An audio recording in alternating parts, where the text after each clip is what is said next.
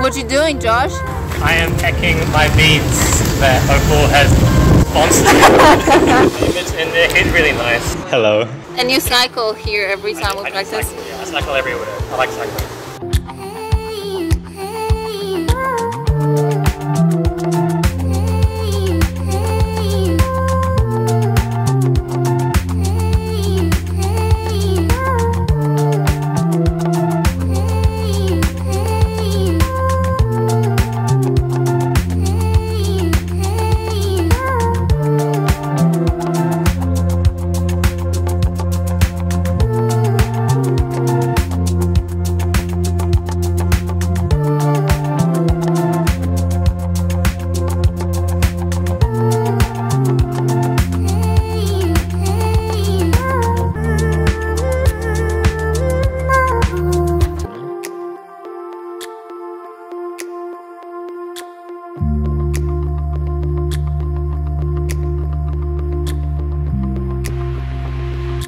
Hi, Josh. Hello. Hello. So this time I'll be, hello, that's David.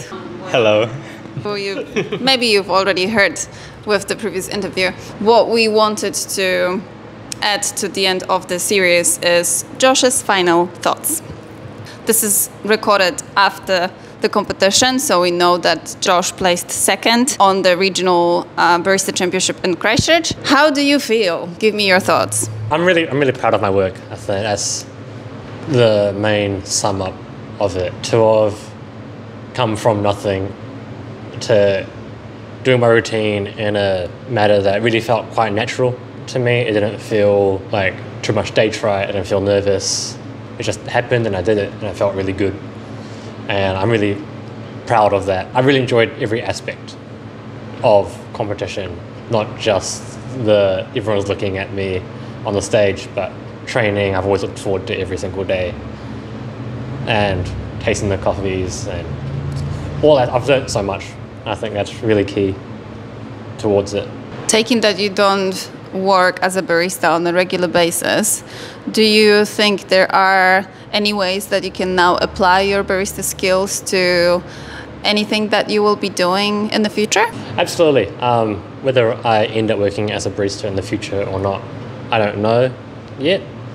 But being the president and founder of Coffee Sock, we will be having some kind of espresso day at some point to focus on it for a lot of people who either don't know much about espressos, and I feel like I've gained enough knowledge to be able to share that with others. Even if I don't do that, in terms of like my engineering side, there's a lot of things I wouldn't have found out without working behind the machine, which I might end up designing later on. One example that I always give out is the puck press is an engineering item that I don't think would have came out if the engineers weren't also baristas beforehand, because it's invisible otherwise. And also it's like the sensory aspect is applicable to any aspect of my life, not even just coffee, but being able to heighten my palate is also really cool. You are coming from a filter coffee background, and now you had your experience with espresso's preparation. Which one do you like more now? I won't answer your question, that's too mean. How dare you?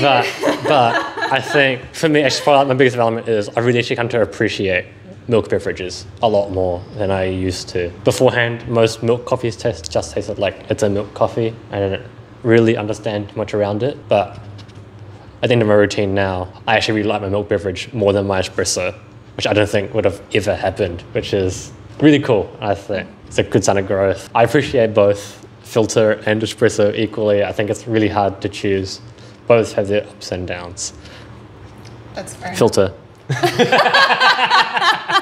That was funny.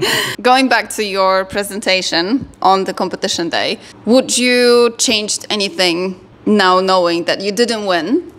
Or maybe in general, was this something that you on the day thought that could be improved? Yeah, I think this is going to be natural towards any competition or stage play or routine or anything of the similar sorts, where nothing's going to go perfectly, especially with coffee. Nothing goes exactly as you want it. It's always quite incremental.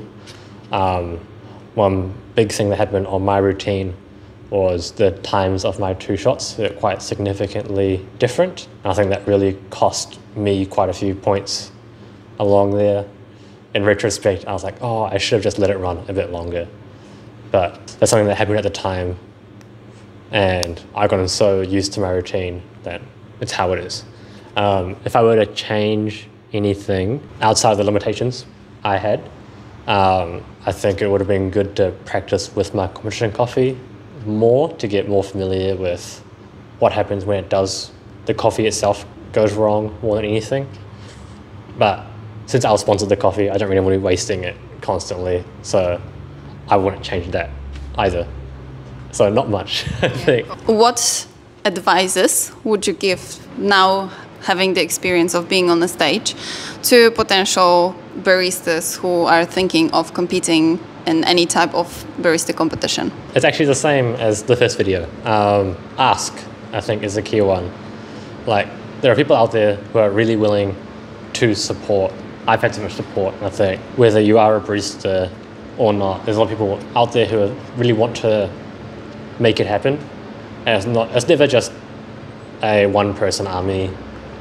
You have to have a team behind you, and it's difficult to tackle it by yourself. But there's some people out there who are willing to help out with that. You just have to ask. Do you think you're going to be competing next year if they are going to organize regionals in New Zealand again? It depends, I think. This is my final year of university, and I have an idea of what I'm doing afterwards, but not too much, to be honest. If I get too busy with that, then I won't have the time for regionals. Regionals is quite expensive, I think. Less so than nationals, but there are still significant costs. And I've been lucky enough to have been sponsored most of my costs. I don't know if I'll get that again. I don't think it'd be a bit mean to be asking everyone, hey, you did it once, do it for me again, please. But again, I never know. I should ask first. I thought you still had the keys. Hello. I do still have the embassy keys. But yeah, again, it all really depends on what I will be doing. I think I would like to. I really enjoyed it. Perfect. Any final thoughts? Yeah, the highlight of this entire journey for me is the moment I said time once I had finished my routine. I got a chance to breathe and a chance to really look around and see my surroundings probably for the first time that day, where I've been so focused. And to have seen all of the people who have supported me, all of my friends around cheering me on like that, they really pulled a heartstring for me, and I think that's the kind of feeling I want to chase, because it was really special. I don't get that too often.